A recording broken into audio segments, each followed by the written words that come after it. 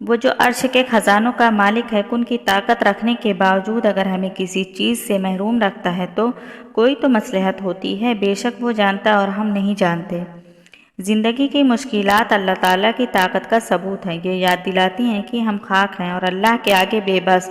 اے اللہ ہماری مشکلات کو آسانیوں میں بدل دے۔ وقت کے ہاتھ سے گر کر ہوئے ریزہ ریزہ زندگی بکھری کچھ ایسی کہ سمیٹی نہ گئی۔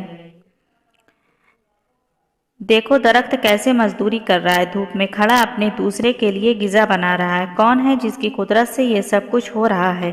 بے شک وہ رب، وہ شہنشاہ اکیلا اللہ ہے۔ بعض اوقات دعائیں رب کے فیصلے نہیں بدلتی مگر آپ کا دل بدل دیتی ہیں اور رب کے فیصلے کے مطابق کر دیتی ہیں۔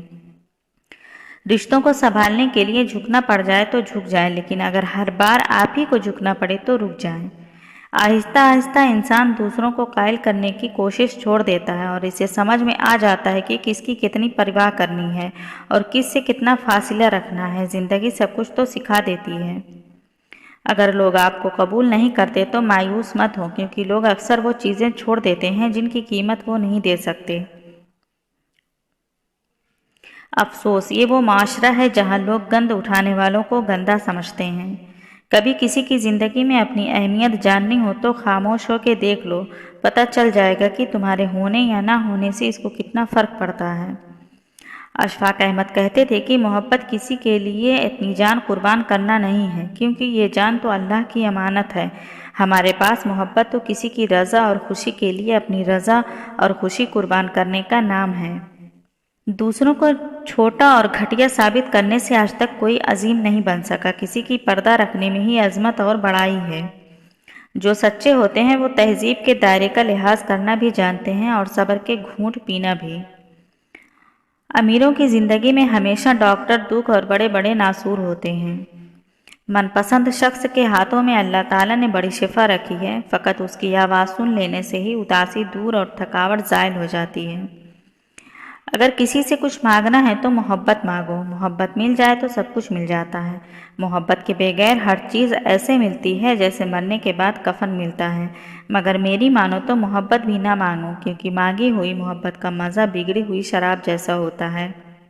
اگر سچی محبت کر لے تو وہ نہ کسی غیر عورت کی طرف دیکھتا ہے اور نہ ہی کسی غیر مرد کی نظریں اپنی عزت پر پڑنے دیتا ہے۔ بند آنکھوں سے نظر آنے والے وہ لوگ ہوتے ہیں جو دل کے اس کونے میں بستے ہیں جہاں سے محبت جنم لیتی ہے۔ اپنے آپ کو ماضی کا قیدی نہ بناؤ، وہ زندگی کا سبق تھا، کوئی عمر بھر کی سزا نہیں۔ زندگی کی خوبصورتی رشتوں سے ہے اور رشتے تبھی قائم رہتے ہیں جب ہم معاف کرنا اور درگزر کرنا سیکھ جاتے ہیں۔ اگر ایسا نہیں ہے تو پھر ہم ایک قیدی ہیں ان سماجی رسموں کے جو ہمیں ساتھ رہنے اور ایک دوسرے کو دیکھ کر مسکرا دینے پر مجبور کر دیتی ہے۔ ہر انسان کے اندر دو بھیڑیے ہوتے ہیں، ایک اچھائی کا، دوسرا برائی کا۔ غالب وہی رہتا ہے جسے ہم کھلاتے پلاتے ہیں۔ جو آدمی اپنے کھانے میں کسی کو کھلاتا ہے وہ اپنا کھانا پاک کر لیتا ہے۔ بڑے بڑے انبیاء اکرام، کتب، اولیاء کا یہی مسلک ہے۔ لوگ اپنی بوریت دور کرنے کے لیے اگر آپ سے رشتہ رکھیں تو اسے محبت سمجھنے کی غلطی نہ کیجیے گا۔ کسی رشتے کو کتنی بھی محبت سے باندھا جائے لیکن اگر عزت اور لحاظ چلا جائے تو محبت بھی چلی جاتی ہے۔ محبت ایک طرفہ ہو سکتی ہے، سمجھوتا بھی ایک طرفہ ہو سکتا ہے، لیکن عزت دو طرفہ چیز ہے، یہ ایک طرفہ نہیں ہو سکتی۔ عورت اپنی عمر کے بارے میں اس وقت جھوٹ بولنا شروع کرتی ہے جب اس کا چہرہ سچ بولنا شروع کر دے۔ مرد ساری عمر جھڑکیاں کھا کر دھکے برداشت کرتا ہوا کفالت کی راہ نہیں چھوڑتا، مکان بنواتا ہے، پردیسیوں کی مٹی پھانکتا ہے، آخر میں جوان بچے کہتے ہیں ابا جی آپ کوئی ڈھنگ کا کام کر لیتے تو زندگی نہ سنور جاتی۔ شریف عورت جس سے ایک بار جڑ جائے بس پھر وہی اس کا سب کچھ ہوتا ہے، کسی اور کے سائے کا تو سوال ہی پیدا نہیں ہوتا۔ جان دے دے گی لیکن شرک کا خیال تک نہیں لائے گی۔ پوری دنیا کا سناٹا بتا رہا ہے بادشاہت صرف اللہ کی ہے۔ زندگی آزمائشوں کا سمندر ہے، کسی سے لے کر آزمایا جاتا ہے تو کسی کو بے تحاشا دے کر آزمایا جاتا ہے، بس کہیں صبر کی اور کہیں شکر کی آزمائش ہے۔ طویل ہے مسافت مگر منزل کا یقین ہے، آزمائش سخت ہے مگر وہ بھی تو رحیم ہے۔ مجھے راستوں سے مت ڈراؤ اے دنیا والوں، میں جس کی آس پر ہوں وہ رب کریم ہے۔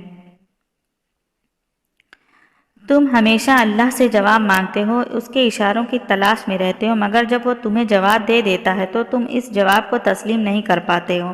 اللہ تمہیں جس شخص کی حقیقت دکھا کر اسے تم سے دور کر دیتا ہے تو پھر کیوں اس کے پیچھے بھاگتے رہتے ہو؟ دنیا میں مگن ہو کر یہ تو کہہ دیتے ہیں کہ جس نے کلمہ پڑھا اسے جنت ضرور ملے گی، لیکن ہم کتنے بھولے بھٹکے لوگ ہیں، جبکہ داخلے کے لیے تو چابی ضروری ہے۔